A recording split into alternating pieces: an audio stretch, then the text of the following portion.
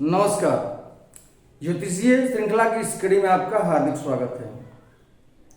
कुंडली के द्वारा जातक की बुद्धि और विद्या का विचार कैसे करते हैं, इस विषय के अध्ययन के क्रम में आइए हम वाचा शक्ति अर्थात स्पीकिंग पावर से संबंधित जो ज्योतिषीय सूत्र हैं और जो कुंडली में बनने वाले योग हैं उनका अध्ययन करते हैं।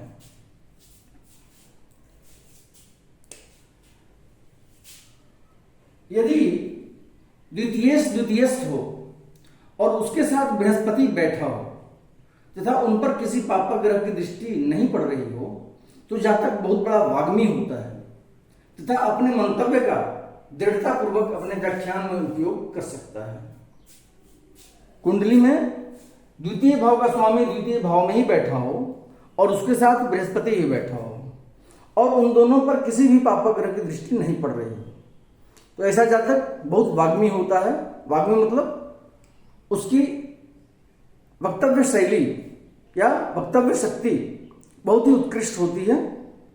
अपनी बात को दृढ़ता पूर्वक लोगों के सम्मुख रखने में वो सफल होता है और स्पष्ट रूप से किसी भी चीज की व्याख्या करके वो उसका प्रदर्शन कर सकता है, उसको लोगों के समक्ष रख सकता है।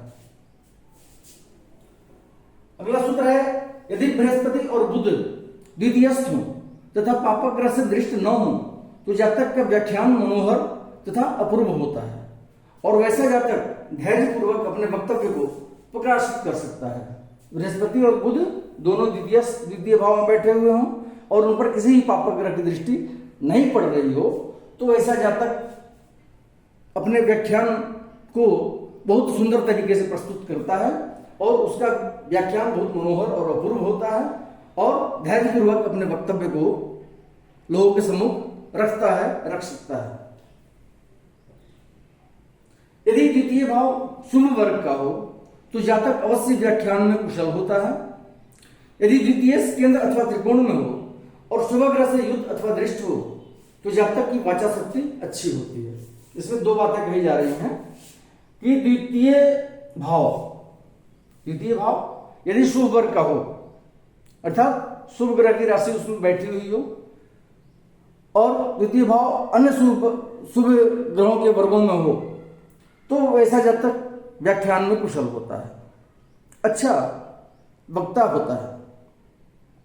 आगे कहा जा रहा है कि यदि द्वितीय केंद्र अथवा त्रिकोण में बैठा हुआ हो, द्वितीय भाव का स्वामी केंद्र या त्रिकोण में बैठा हुआ हो और शुभ ग्रह से युक्त अथवा दृष्ट हो, शुभ ग्रह उसके साथ बैठा हो द्वितीय के साथ या शुभ ग्रह उसको देख रहा हो केंद्र में या त्रिकोण में स्थित द्वितीय को तो जातक की वाचा शक्ति अच्छी होती है।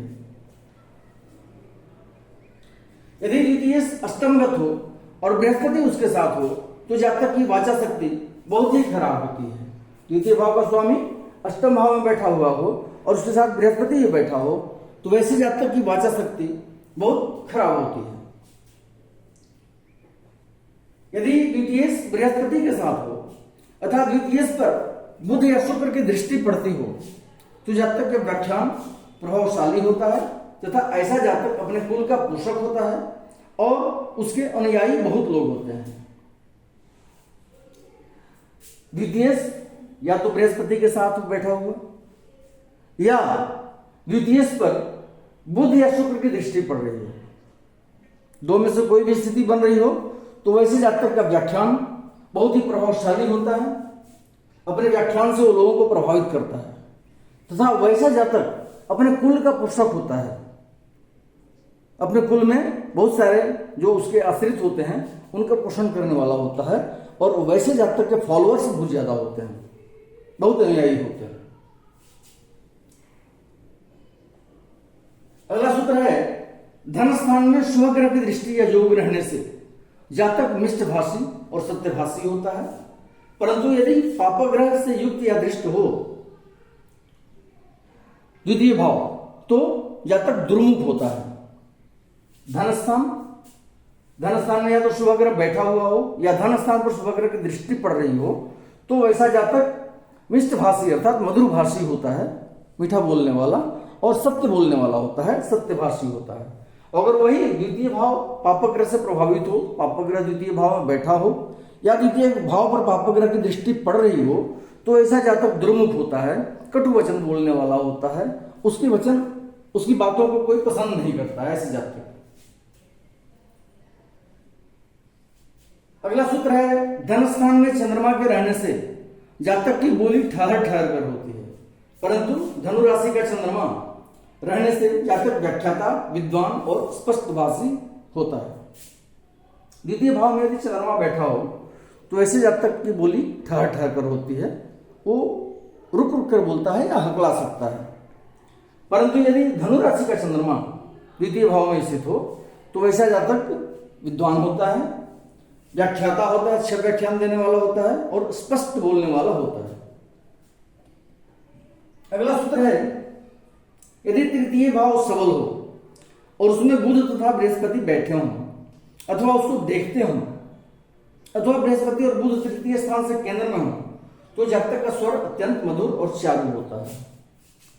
कुंडली में तृतीय भाव बलवान हो, सबल हो और बुध और बृहस्पति तृतीय भाव में बैठे हुए हों या तृतीय भाव पर बुध और बृहस्पति दोनों अपनी दृष्टि डाल रहे हों या बुध और बृहस्पति दोनों तृतीय भाव से केंद्र में बैठे हुए हों,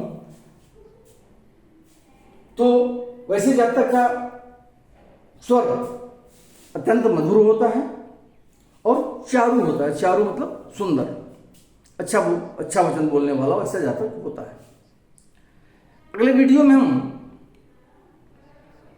अन्य विद्या योग, अन्य विद्याओं का जो योग होता है उनका अध्ययन करेंगे। नमस्कार।